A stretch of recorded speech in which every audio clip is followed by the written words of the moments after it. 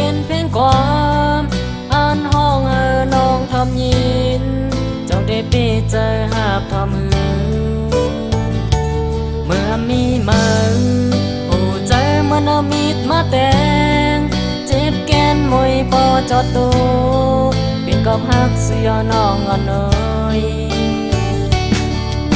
ต่างมือเดเหตุไรต่างมือ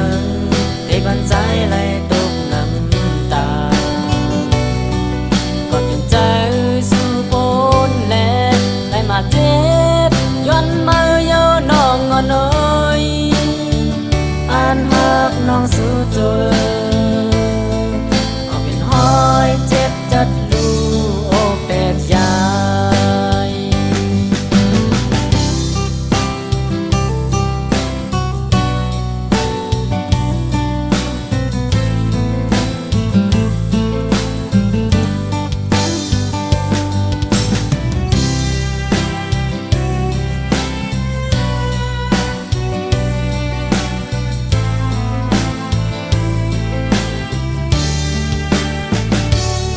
ก็หักมันจ้องเข็นแต้มเป็นเพียงความอ่านห้องน้องทำยินจงได้ปีใจหาบทำมือเมื่อมีมันโอ้ใจมันเอามีดมาแต่งเจ็บแกนมวยปอจอดตัวเป็นกอบหักเสียน้องอ่อนน้อยต่างมือเดเห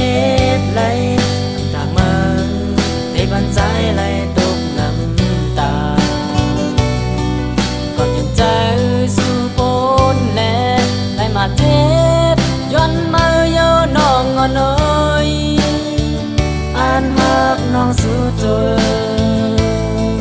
ก็เป็นห้อยเจ็บจัดลูโอแปดยาย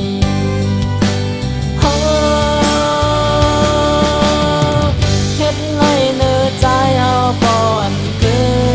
ดเนื้อสาวความมันกันมาก็รู้แล้วหมดโอ้ no ก้อยพอสู่เสืออกใจแตกดูยายก็วางควางปันมาเลยจอเสือ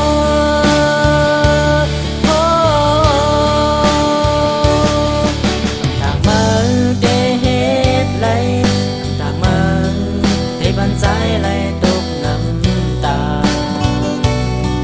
ก็ยังใจสู้ปนแลไหลมาเจ็บย้อนมือเยาน้องอ่อนน้อยอ่านหักน้องสู้ตัวเอาเป็นห้อยเจ็บจัดลูโอแปดยาย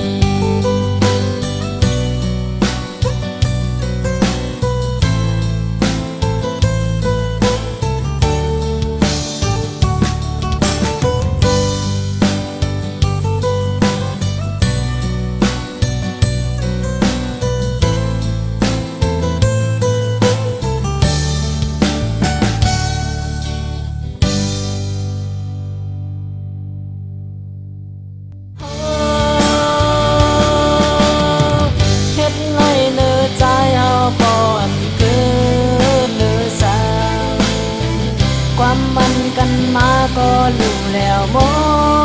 ด